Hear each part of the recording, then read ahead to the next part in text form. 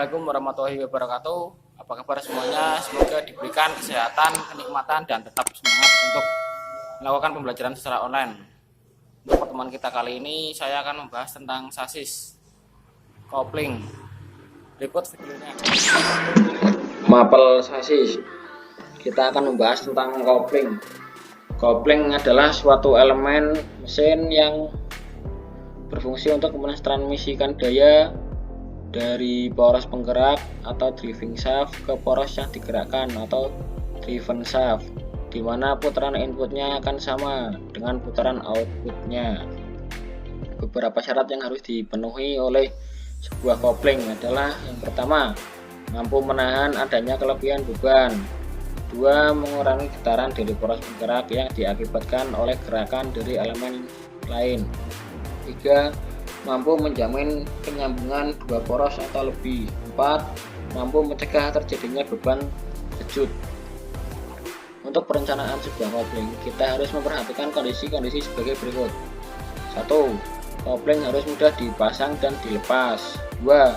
Kopling harus dapat mentransmisikan daya sepenuhnya dari poros. 3. Kopling harus sederhana dan ringan. 4. Kopling harus dapat mengurangi kesalahan hubungan pada poros. Kopling ditinjau dari cara kerjanya dapat dibedakan atas dua jenis.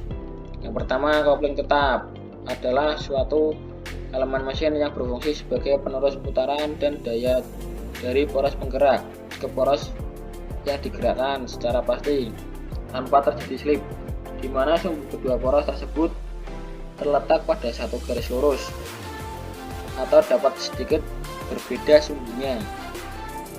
Kopling tetap selalu dalam keadaan terpasang.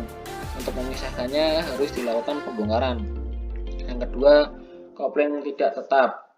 Kopling tidak tetap adalah kopling yang digunakan untuk menyambung poros penggerak dari poros yang digerakkan dengan putaran yang sama saat meneruskan daya. Kopling juga dapat melepaskan hubungan kedua poros tersebut dalam keadaan diam maupun berputar, tanpa harus menghentikan putaran dari poros penggerak. Nah, kopling tetap ini meliputi kopling cakar. Kopling cakar ini terdiri dari kopling cakar persegi, kopling cakar spiral, kopling kerucut, kopling freewheel, kopling flat. Terus kita lanjut ke komponen utama pada kopling.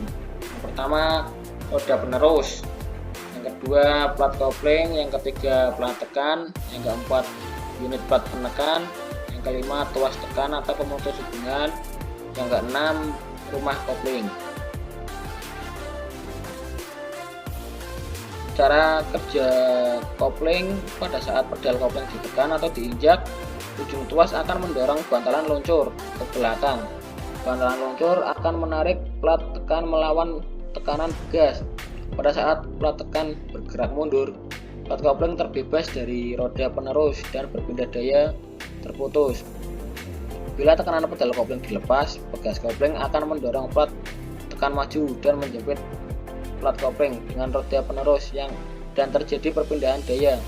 Pada saat plat tekan bergerak ke depan, plat kopling akan menarik bantalan luncur sehingga pedal kopling kembali ke posisi semula selain secara mekanik sebagai mekanisme pelepas hubungan.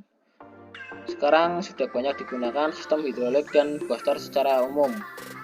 Sistem hidrolik dan sistem booster adalah sama, perbedaannya adalah pada sistem hidrolik booster digunakan booster untuk memperkecil daya tekan pada pedal kopling. Pemilihan sistem yang digunakan sesuai dengan kebutuhan. Pada sistem hidrolik, pada saat pedal kopling ditekan, maka batang penerus akan mendorong piston dan master silinder kopling. Fluida pada sistem akan meneruskan daya ini ke silinder pada unit kopling, dan piston silinder unit kopling akan mendorong tuas. Dan seperti pada sistem mekanik, plat kopling terlepas sehingga penerus daya dari motor ke transmisi terputus. Pemeliharaan gangguan pada sistem kopling relatif kecil. Salah satu penyetelan yang dilakukannya pada plat bebas kopling. Bila gerak kerja pedal kopling telah terlalu dalam, periksa kondisi plat kopling. Bila sudah terlalu tipis, ganti plat kopling dengan yang baru. Nah, itu saja yang bisa saya sampaikan, mudah-mudahan bermanfaat. Mohon maaf jika ada kesalahan dari saya. Sekian, wassalamualaikum warahmatullahi wabarakatuh.